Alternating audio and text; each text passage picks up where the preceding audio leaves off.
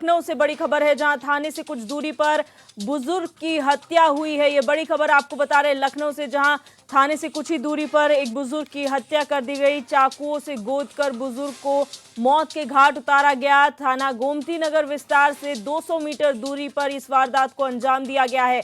मौके पर पहुंची पुलिस जांच में जुट गई है। ये बड़ी खबर आपको बता रहे हैं राजधानी लखनऊ से, जहां पर थाने से कुछ ही दूरी पर एक बुजुर्ग की चाकू से गोदकर हत्या कर दी गई। थाना गोमती नगर विस्तार से महज 200 मीटर दूरी पर इस वारदात को अंजाम दिया गया और घटना की सूचना मिलते ही पुलिस मौके पर पहुंची है और जांच पड़ताल शुरू कर दी गई है।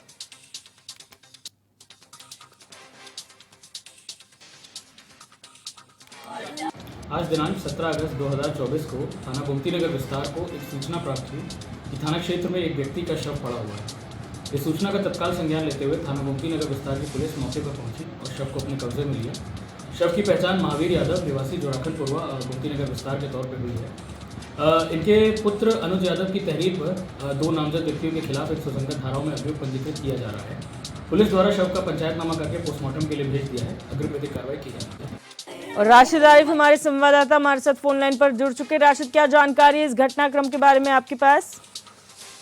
आपको बता दूं, गोमती नगर विस्तार के मखदूमपुर इलाके की घटना है। जो थाने से 200 मीटर दूरी पर यह घटना हुई है। एक बुजुर्ग जो है वो चाय की दुकान जो है वो लगाता था और उसी में सो रहा था। रात में कुछ अज्ञात लोग आए और चाकू से गोद के उसकी हत्या कर दी है।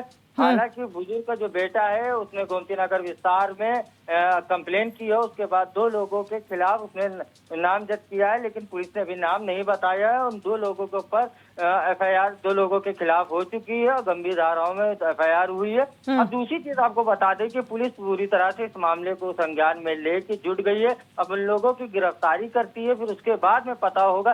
क्योंकि रात में जिस तरह से हत्या हुई है और बेटे ने नामजद लिखाया है, तो क्या पुरानी दुश्मनी थी? क्योंकि रात में जब ना सीसीटीवी फुटेज है ना उसका जो है कोई साक्ष्य है, लेकिन बेटे ने जिस तरह से 2 लोगों का नाम लिखाया है, ये एक विवेचना का विषय है और पुलिस इस पूरे मामले को संज्ञान में लेकर गिरफ्तारी करके जांच करेगी कि हत्या किसने की है। जिसका नाम लिखा उसने की है, किसी और ने की। ठीक है जी, यहाँ पर परिजनों का जिस तरीके से आरोप लगा है, पुलिस किस तरह से जांच कर रही है? क्या आसपास पूछताछ शुरू की गई है और कितने साल के ये बुजुर्ग बताए जा रहे हैं? नहीं, देखिए आपको बता दे दिव्या कि बुजुर्ग की उम्र जो है वो 55 प्लस की। दूसरी चीज आपको बता दूं कि पुलिस फॉरेंसिक टीम जो है वहाँ मौके पे पहुंची, पूरा मुआयना किया गया है। आसपास जो दूर दराज सीसीटीवी लगे थे उनको देखा जा रहा है, लेकिन जो नाम उनके बुजुर्ग के बेटे ने दिया है तो कहीं ना कहीं पुलिस अब उन पे जांच करेगी, उनको गिरफ्तार करके उनसे पूछताछ करेगी कि हत्या किसने की थी। कि ये पूरा मामला जो विवेचना का अब हो गया, लेकिन पुलिस ने पूरे मामले को संज्ञान में लेकर कार्रवाई में जुट गई है। जी भैया। अच्छा, एक चीज और यहाँ पर राशिद है, 200 मीटर दूर ही थाने से ये जगह जहाँ पर हत्या की गई, क्या पुलिस की गश्त नाकाफी साबित हो रही है कि कभी भी वारदात को अंजाम दे दिया जा रहा है और खास तौर पर थाने से कुछ ही मीटर की ये दूरी है?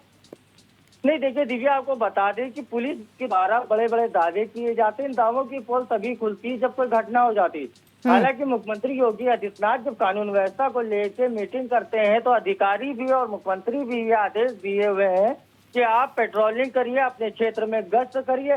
लेकिन होता यह है कि पुलिस खड़े होकर फोटो एक बार खिंचवा के अधिकारियों को भेज देती है, लेकिन गश्त नहीं करती है।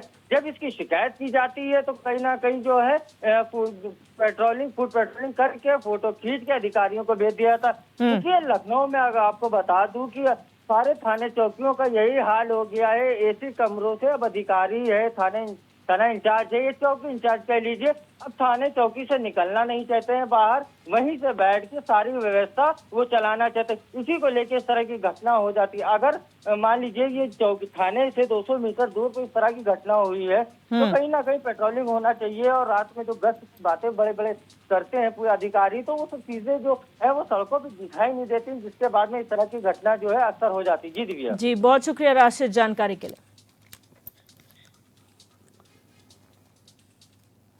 अंबेडकर नगर के कटेहरी में देव इंद्रावती महाविद्यालय में नियुक्ति पत्र वितरण कार्यक्रम का आयोजन किया गया। कार्यक्रम में वृहद रोजगार एवं ऋण मेला के अंतर्गत मुख्यमंत्री योगी आदित्यनाथ ने युवाओं को नियुक्ति पत्र वितरित किए। साथ ही कई योजनाओं में चयनित पात्रों को 211 करोड़ का ऋण और करीब 5100 से ज्यादा छात्र छात्राओं को टैबलेट भी वितरित किए गए। इस मौके पर सीएम के साथ कैबिनेट मंत्री संजय निषाद भी मौजूद रहे। 44,000 के सालाना पैकेज पर अंबेडकर नगर। ऐसे ही यहाँ पर इन युवाओं को हम तकनीकी रूप से सक्षम बना सके। हमारा युवा कहीं भी जाए, उसके लिए जब वह निकलेगा, मुख्यमंत्री अप्रेंटिसशिप स्कीम की योजना है, पीएम अप्रेंटिसशिप स्कीम योजना है, इन योजनाओं के साथ जोड़ने का कार्य भी करेगा। आज इसी का परिणाम है कि आज से 7 वर्ष पहले जो उत्तर प्रदेश देश का एक डार्क स्पॉट माना जाता था, जिसके बारे में कहा जाता था कि उत्तर प्रदेश भारत की ये विकास का बैरियर है, आज वही उत्तर प्रदेश डार्क स्पॉट नहीं बल्कि भारत के विकास का एक ब्राइट स्पॉट के रूप में अग्रसर होकर के भारत के विकास का ग्रोथ इंजन बनने की तैयारी के साथ अपने आप को खड़ा किया है। आज उत्तर प्रदेश भारत के प्रधानमंत्री मोदी जी के द्वारा विकास का जो भी विजन दिया गया है, विकास के उस विजन के अनुरूप हर एक कार्य में ड्राइविंग सीट पर बैठ करके लीडरशिप की स्थिति में आकर के कार्य के एक मॉडल प्रस्तुत करने का कार्य कर रहा है।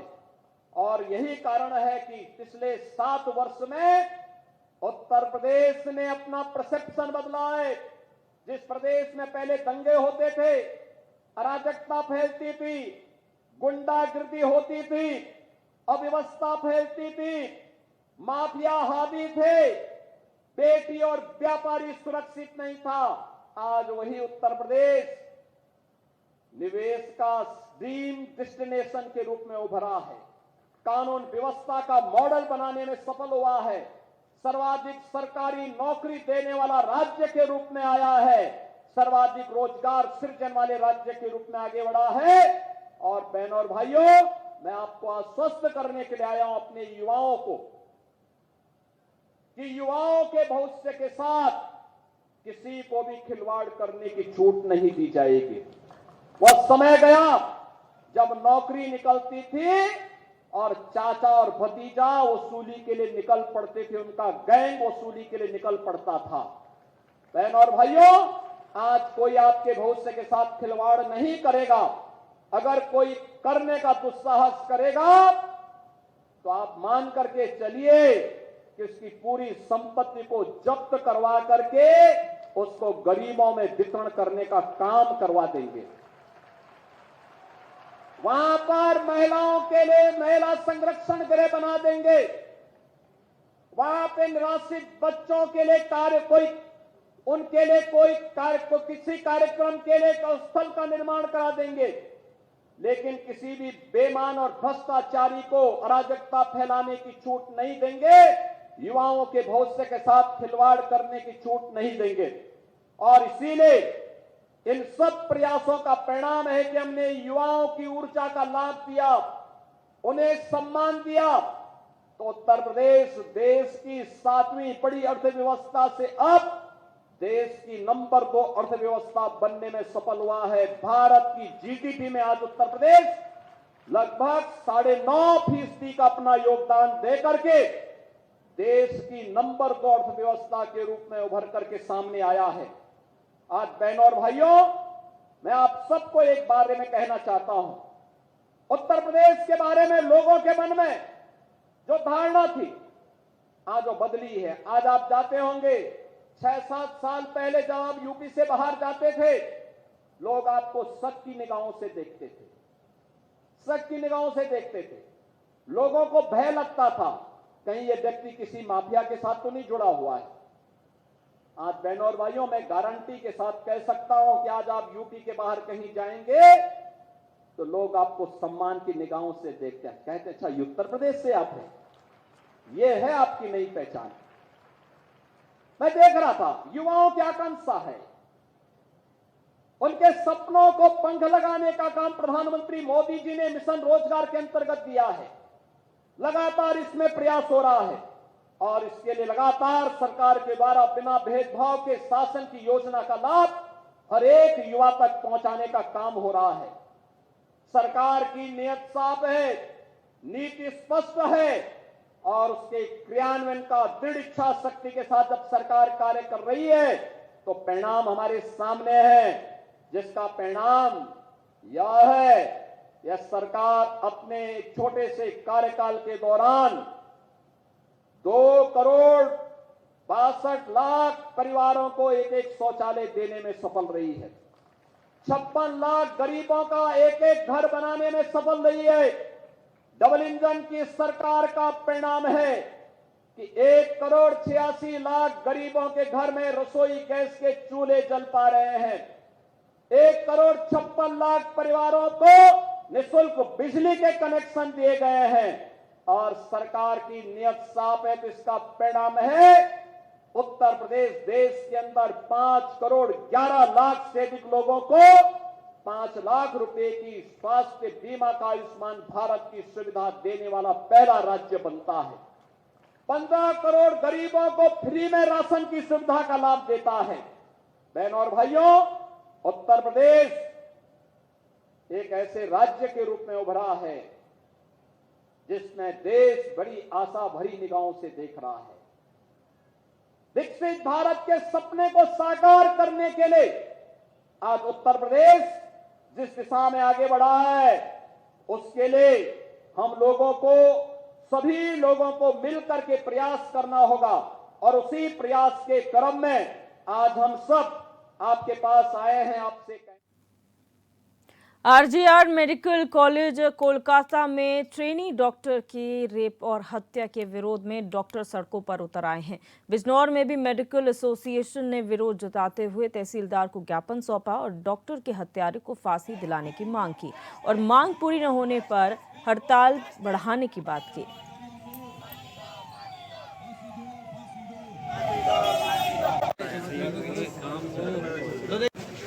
परेशानी नहीं, दुख का विषय है। कोलकाता मेडिकल कॉलेज के पीजी की 3rd ईयर की स्टूडेंट के साथ सामूहिक बलात्कार और उसकी निर्मम हत्या करी गई है।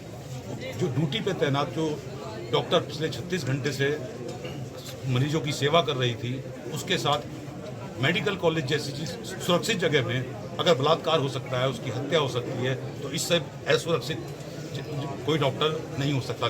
सबसे सुरक्षित जगह मेडिकल कॉलेज और मेडिकल हॉस्पिटल होता है।